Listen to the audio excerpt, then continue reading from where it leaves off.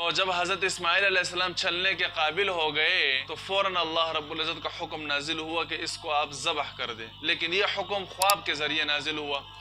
خواب میں حضرت ابراہیم علیہ السلام نے دیکھا، 3 دن مسلسل دیکھا کہ حضرت اسماعیل علیہ السلام کو ذبح کر رہے ہیں، اور اس وقت حضرت ابراہیم علیہ السلام تشریف لا چکے تھے مکہ مکرمہ۔ تو تیسرے دن اٹھ کر اپنی بیوی حضرت حاجرہ کو کہا کہ میں اسماعیل کو لے جا رہا ہوں گھمانے کے لیے، پہاڑ سے لکڑی بھی لاؤں گا گھر کے لیے اور اس کو بھی جو ہے گھماؤں گا ساتھ میں۔ تو حضرت حاجرہ نے حضرت اسماعیل کو تیار کیا اور حضرت ابراہیم علیہ السلام ان کو ساتھ لے کر روانہ ہوئے اور ایک چھری چپکے سے اپنے ساتھ لی۔ تو راستے میں جب جا رہے تھے تو اسرائیلی روایات میں آتا ہے کہ ابلیس وہ انسانی شکل میں آیا حضرت حاجرہ کے پاس اور کہا کہ آپ کو پتہ ہے کہ آپ کے بیٹے کو کہاں لے کر جا رہے ہیں؟ کہا کہ بس اس کو گھمانے لے کر گئے ابراہیم علیہ السلام۔ ابلیس نے کہا نہیں، گھمانے نہیں لے کر گئے، وہ تو اس کو ذبح کرنے لے کر گئے ہیں۔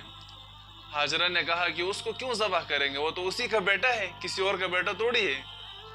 تو ابلیس نے کہا کہ نہیں، وہ اللہ رب العزت نے اس کو حکم دیا ہے کہ اس کو ذبح کرو۔ تو حضرت حاجرہ نے فرمایا کہ جب اللہ کا حکم ہے تو یہ تو اور بھی اچھی بات ہے، اللہ کا حکم ہے تو اللہ کے حکم پر ذبح ہو جائے، قربان ہو جائے، ہمیں منظور ہے، ہم خوش ہیں اس پر۔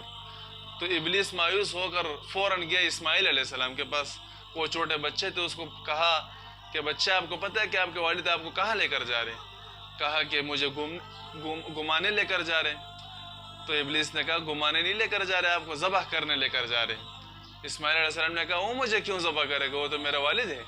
کہا وہ تو آپ کے والد ہے لیکن اللہ کا حکم اس کو یہ ہے کہ آپ کو ذبح کریں۔ تو اسماعیل علیہ السلام نے کہا جب اللہ کا حکم ہے تو مجھے ذبح کر دے، میں خوش ہوں اس پر۔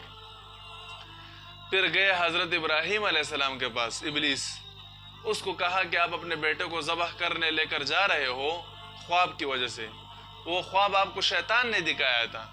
ابراہیم علیہ السلام نے کہا کہ تو ہی شیطان خبیث لعین مردود، بھاگ جائے یہاں سے۔ تو حضرت ابراہیم علیہ السلام جب حضرت اسماعیل علیہ السلام کو پہاڑ پر لے گئے تو حضرت اسماعیل علیہ السلام کو کہا کہ بیٹے میں نے 3 دن تک یہ خواب دیکھا کہ آپ کو ذبح کر رہا ہوں، تو آپ کی کیا رائے ہیں؟ چونکہ چھوٹے بچے تھے وہ، اسماعیل علیہ السلام نے کہا کہ جب اللہ کا حکم ہے تو آپ مجھے ذبح کر دے، لیکن مجھے الٹا لٹائے تاکہ میرا چہرہ آپ کو نظر نہ آئے اور دل نہ دکھے، آپ کا ترس نہ آئے مجھ پر، اور ذبح کر دے مجھے۔